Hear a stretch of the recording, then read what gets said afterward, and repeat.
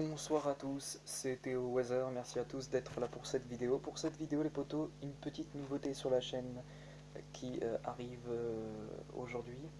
Eh bien, c'est le débrief des matchs du PSG. Étant supporter du PSG, eh bien, j'ai décidé voilà, de faire une petite nouveauté sur la chaîne, pourquoi pas. Je me suis dit pourquoi pas, ça pourrait être pas mal voilà, que je fasse des débriefs pour voilà, les matchs du PSG. J'ai donc voilà, vu le match contre le Racing Club de Lens. Malheureusement, le Paris Saint-Germain a perdu 1-0. Score tout à fait logique. Malheureusement, on va pas se le cacher, hein, le PSG était très moyen ce soir. Voilà, avec des joueurs comme Sarabia qui a été très moyen, qui a été même médiocre, on va dire. Euh, Bon, il y avait pas que Sarabia, je trouve qu'il y avait un peu Verratti qui était pas vraiment exceptionnel. Alors, Verratti, on peut le comprendre parce qu'il ressort d'une blessure, hein, donc il peut pas être à 100%. Euh, voilà, bon, malheureusement, voilà, donc il y a Sarabia, Marco Verratti, il y a aussi Kurzawa, hein, j'ai pas cité, Boulka, qui n'a pas été non plus exceptionnel d'ailleurs. Euh, il ne peut pas se permettre hein, de faire une boulette de ce genre dans un match de haut niveau, ça c'est pas possible. De faire une erreur comme celui-là, Boulka ce soir a été médiocre. Enfin, médiocre, non, on va plutôt dire moyen, parce qu'il a fait quand même quelques beaux arrêts, hein. Il y a eu notamment ce réflexe euh, en fin de match qui a sauvé le PSG d'un 2-0. Malheureusement, ben voilà, un Boulka, voilà, je sais pas ce qui s'est passé dans sa tête. Voilà, voilà, bon après les erreurs, ça arrive, bien évidemment. Euh, les erreurs, ça arrive. On voit des grands gardiens qui font des boulettes, hein. Je vois Casillas, Neuer, tout le monde a déjà fait des erreurs. Malheureusement, voilà donc, bref. Au niveau des tops, alors ah oui, j'ai oublié de noter, enfin, je veux dire de dire. J'ai trouvé les deux jeunes très intéressants, Kais Ruiz et Arnaud Calimundo, qui ont été très intéressants tous les deux. Calimundo, il a été intéressant du fait de son jeu de haut but et aussi du fait on voit vraiment qu'il pèse sur la défense. Il a eu de bons appels de balles malheureusement qui ne se sont pas concrétisés. Enfin, je veux dire, le milieu aussi a été plutôt médiocre, hein, on va le dire. Parce que les longs ballons, pour Kalimundo, il n'a pas pu les rattraper, et les ballons étaient trop longs. Donc bien évidemment, voilà, ce sera retravaillé à l'entraînement. Voilà, malheureusement, voilà, le Paris Saint-Germain donc était vraiment très moyen ce soir, très moyen, score tout à fait logique, 1-0. Euh, mais bon après, voilà, s'il n'y avait pas la boulette de Boulka, ça aurait fait 0-0. Mais bon, voilà. Euh, Très bien. Et Kais Ruiz, Ruiz, très intéressant dans ses gestes techniques, très intéressant. Il a même mis un petit pont. Alors je sais plus trop à qui. Mais Kais Ruiz, ouais, on sent que il a le potentiel pour être un futur grand joueur. Je l'ai vu dans ses déplacements et dans ses gestes techniques, dans ses tout dans comment dire, euh, dans la conservation du ballon, dans la conduite de balle, je veux dire par exemple, pardon. Euh, et voilà, il a été vraiment très intéressant et surtout au niveau des frappes. Bon, malheureusement, il a tenté une frappe qui est pas cadrée, hein, mais ça manquait de peu, hein. Ça manquait de peu le cadre, malheureusement. Donc voilà. Très bien. Donc maintenant, on va passer au top et au flop. Donc pour les tops, bah, pour moi, Kais Ruiz. Kais Ruiz qui a été exceptionnel, non, mais on va dire qui a été très intéressant. Je trouve que Kalimundo aussi a sa place dans le top parce qu'il a fait voilà, de bons déplacements, il a pesé sur la défense et il a fait de bons appels de balles malheureusement qui n'ont pas pu être concrétisés à cause, bah, enfin on va pas dire à cause, mais parce que ben, voilà, les ballons étaient trop longs, donc il n'a pas pu avoir le ballon.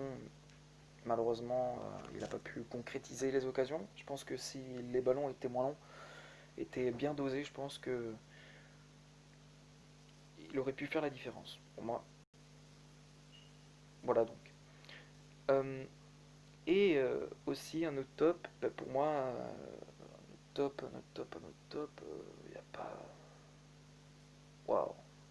Ah, parce que là, je fais cette vidéo à l'improvisation. J'ai pas noté mes tops et mes flops. Alors donc, Kais Ruiz, Kalimundo, euh, Kimpembe. Kimpembe a été bon. Kimpembe a été très très bon. Euh, voilà, Kimpembe il a été très très très bon ce soir. Bernat, pareil. Hein. Bernat, il a été voilà, très très bon. Euh, Au niveau des flops, alors au niveau des flops, j'ai trouvé qu'il y avait Gay. Gay qui était plutôt moyen ce soir dans ses passes, dans ses longs ballons, dans ses longues transversales, il a été plutôt moyen. Donc Gay fait partie de mes flops. Euh, Bulka, malheureusement. Bulka, bah oui, même s'il a fait de beaux arrêts réflexes, j'ai décidé de le mettre dans mes flops. Bah, parce qu'il a voilà, fait cette boulette. Euh, et puis en troisième nous avons Sarabia. Sarabia qui a été très médiocre ce soir. Euh, dans ses centres, dans ses gestes techniques, il perdait souvent le ballon. Je sais pas ce qui lui arrive, mais bon, depuis quelques matchs maintenant, même la saison dernière à la fin, euh, dans le Final 8, il a été plutôt, de la Ligue des Champions, il a été plutôt médiocre. Donc voilà. Voilà. À voir s'il va se rattraper dans les prochains matchs. Prochain match qui sera d'ailleurs contre l'Olympique de Marseille, dimanche, voilà, au Parc des Princes.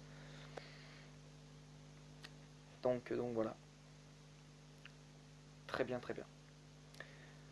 Alors au niveau des tirs, le Paris Saint-Germain a tenté 8 tirs, mais on n'a cadré qu'un seul, donc il y a vraiment un manque de lucidité, un manque d'efficacité hein, dans le secteur offensif du PSG. On l'a déjà vu face au Final 8, le PSG manquait cruellement de lucidité devant le but, et aussi d'efficacité. Hein. Le PSG n'était pas lucide, n'était pas efficace devant le but en fin de saison. On a notamment vu face au Bayern Munich que l'efficacité manquait cruellement. Hein, pareil face à l'Atalanta de Bergame, l'efficacité encore manquée lors du Final 8 de la Ligue des Champions. Donc là aussi, effectivement, ça m'inquiète un petit peu le secteur offensif, même si ce n'est pas l'équipe type, c'est vrai. Hein. On va noter quand même que ça a été une équipe composée de Ruiz, Kalimundo et Sarabia. Donc en fin de compte, c'était pas l'équipe type, mais on a vu ce qui s'est passé quand même avec l'équipe type lors du Final 8 de la Ligue des Champions.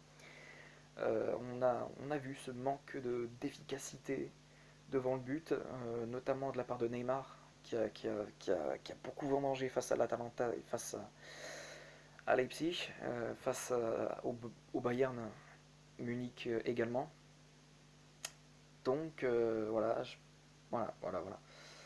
Il y a eu donc vraiment un manque d'efficacité incroyable ce soir encore une fois de la part du PSG.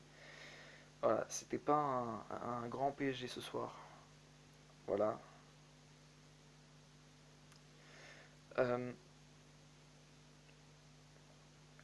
alors, au niveau de la possession de balle, bah, le Paris Saint-Germain a possédé la balle à 79% contre 21% pour le Racing Club de Lens. Euh, Lens qui a été plus réaliste que le Paris Saint-Germain, c'est vrai. Avec donc 7 tirs, 3 cadrés, dont un but, malheureusement. Donc voilà. Pourtant, c'est l'équipe qui a eu la possession de balle ce soir. Mais malgré tout, même avec cette possession de balle, et ben, Lens a fini par marquer et a gagné la rencontre. Euh, Au niveau des passes, c'est Paris qui a fait le plus de passes. Et c'est assez incroyable d'ailleurs, 898. J'ai pas souvenir de voir le PSG qui a fait autant de passes dans un match. Euh, et surtout au niveau des passes réussites, c'est réussi plutôt, pardon. 90%, là aussi, c'est quand même quelque chose d'assez percutant, d'assez surprenant. Voilà, le PSG a fait moins de fautes que Lens, hein, 10 fautes pour 21, côté lensois. Et côté Lens, on a eu du mal à garder le ballon. On a trop donné le ballon au PSG, mais malheureusement, le PSG n'a pas réussi à concrétiser ses occasions, à bien doser leur passe pour trouver la différence, pour trouver la faille de la défense lensoise, malheureusement. Voilà. Donc il y a eu 2 cartons jaunes partout, donc voilà, il y a eu 0 carton rouge, 3 offside partout, donc offside ça veut dire hors-jeu, et 4 corners pour Lens, 2 pour Paris. Voilà. Et au classement, le Paris Saint-Germain est donc 17ème, commence la saison 17ème, ce qui est... Voilà. C'est ce qui est sur... Mais bon, c'est le début de saison, hein, c'est le début de saison. Je pense que... Comment dire? Je pense que le prochain... je pense que dans... Voilà. Je pense que ils vont vite se réveiller, Paris. Même s'il y a eu une défaite. Une défaite sur 38 journées, c'est pas beaucoup. Hein, c'est qu'une défaite. Mais bon, effectivement, faut pas que ça nous affecte mentalement. Donc il va falloir faire mieux dans les prochains matchs, bien évidemment. Voilà. Donc voilà, c'est une saison qui démarre plutôt mal, j'ai envie de dire. Mais bon, voilà, c'est le début de saison, comme je le dis, et on a le temps, le PSG a le temps de se rattraper pour les prochains matchs, hein, effectivement. Voilà, mais il va pas falloir continuer sur cette dynamique, il va falloir plutôt reprendre le dessus, si je puis dire. Parce qu'on a 2 journées de retard, on a perdu un match. Euh, voilà.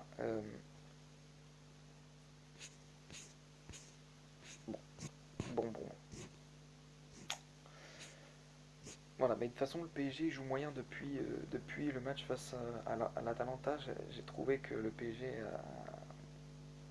a été très moyen face à l'Atalanta en première période notamment. En deuxième période, ils ont plus poussé. Mais ensuite, bon, il y a eu peut-être une hausse de rythme contre Leipzig ensuite. Le PSG avait gagné 3-0 en demi-finale de la Ligue des Champions. Avait dominé la rencontre, avait étouffé les Allemands avec un pressing très haut.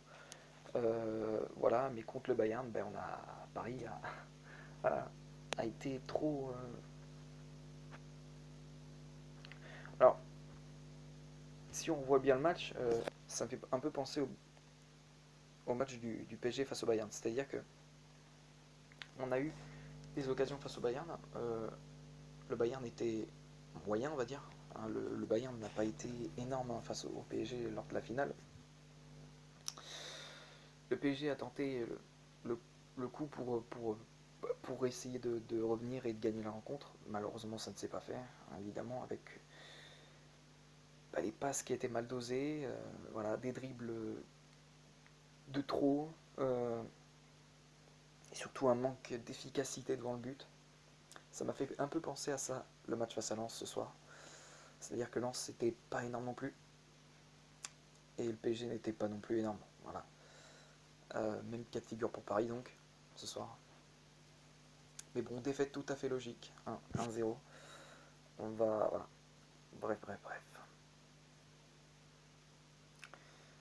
Bon, écoutez, on va se laisser ici pour ce débrief.